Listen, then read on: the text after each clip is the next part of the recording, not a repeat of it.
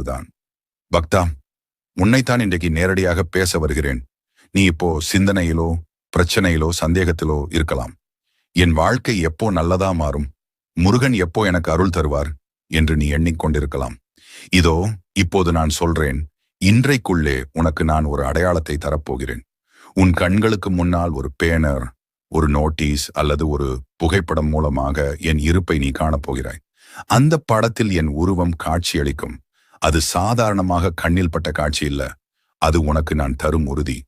பக்தா, உன்னோட பிரச்சனைகள் குறைய போகுது, நல்லது உன்னை தேடி வரப்போகுது என்பதற்கான சான்று. அந்த காட்சி வந்த உடனே நீ நம்பிக்கையோடு முருகனை நினைச்சு உன் மனசுல இருக்கும் ஆசையை சொல்லு.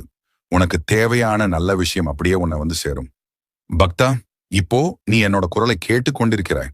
நாளைக்கு உன் கண்களுக்கு முன்னால் என் படத்தை பார்த்து விடுவாய். அதுதான் என் அருள் அடையாளம். எனவே இந்த சேனலை சப்ஸ்கிரைப்